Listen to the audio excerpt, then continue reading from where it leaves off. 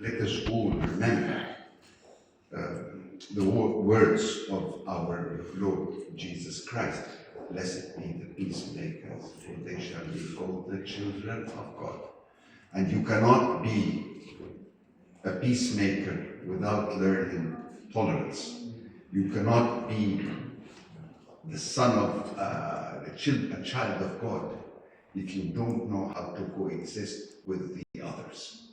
You cannot be a child of God if you do not know that others have rights as well.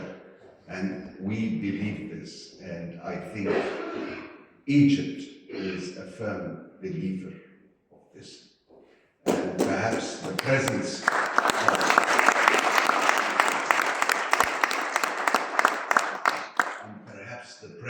of His Eminence, the Metropolitan, is a true exemplification of this spirit. That's what I alluded to when I said the Egyptian spirit of nationalism and tolerance. So thank you very much, Mr. Mayor, for reminding us this. And let us all be the children of God, to learn how to make peace, how to coexist amongst each other. It is really hard. I really feel, because I'm a student of history, and if you are a student of history, you have to be a student of theology. If you're a student of European history, you have to be a student of theology.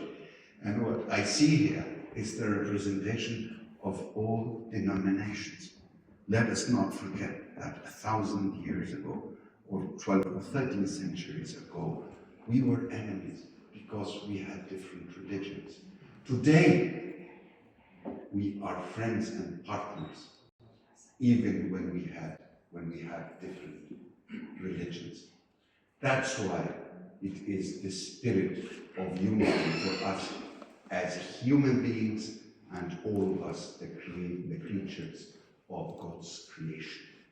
And let us bow thanks to our Lord for giving us this advantage over all the different species that He has created. Unfortunately, we still war on each other. But if we are true believers in our religion, whether Muslims, Christians, Jews, or whatever other denomination, we will come to the understanding that peace should be the most dominating thing that we all have to aspire to. And I think Metropolitan is an exemplification of this.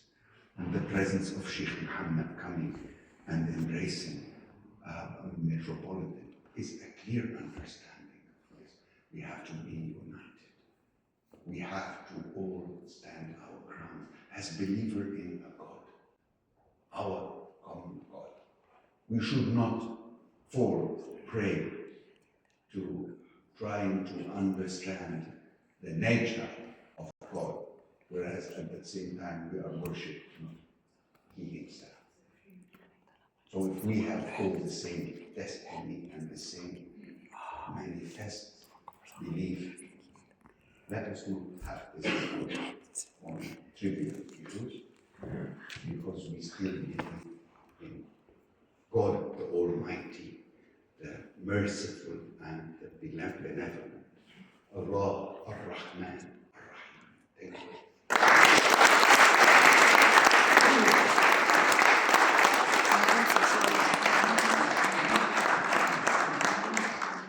Professor Betzold, treuer Freund, a sincere friend of our community, and he has been doing honorable efforts for the restoration of our church in Lichtenberg. Can I ask you to address a very short word? Last but not least.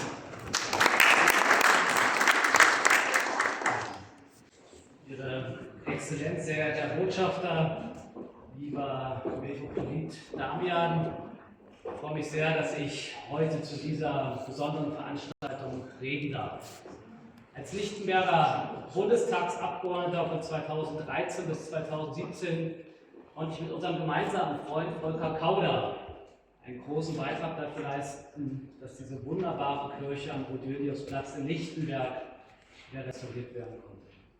Sie haben damals, Herr Damian, voller Überzeugung vor dieser Ruine gestanden und gesagt, das ist das Gotteshaus der Kopten. Das wird der Ort sein, wo wir in Berlin-Lichtenberg ein neues Zuhause finden. Sie standen dort voller Überzeugung, dass da etwas entstehen kann, ganz aus dem Kleinen, so etwas Großes werden kann. Am 6. Januar dieses Jahres bei Ihnen, Gotteshaus, ich kann mich an Veranstaltungen erinnern, 20, 30, 40 Gemeindemitglieder da waren. Als ich jetzt da war jeder Platz belegt. 500, 600 Menschen waren da, haben das besondere Fest gefeiert und ich habe diese Herzlichkeit gesehen.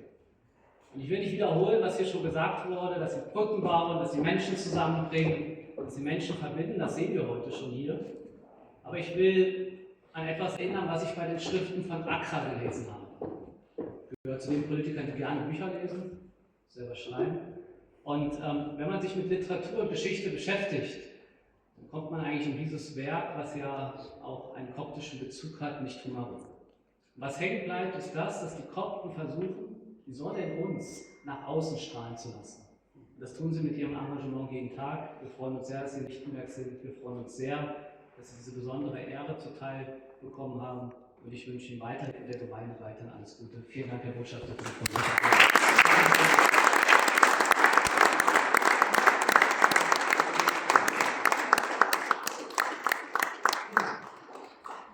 Nun möchten wir alle zusammen, die hier sind, unsere ehrwürdige beide Wissenschaftler, Freunde unseres Landes Ägyptens, Freunde der ägyptischen Kirche, ehren und danken.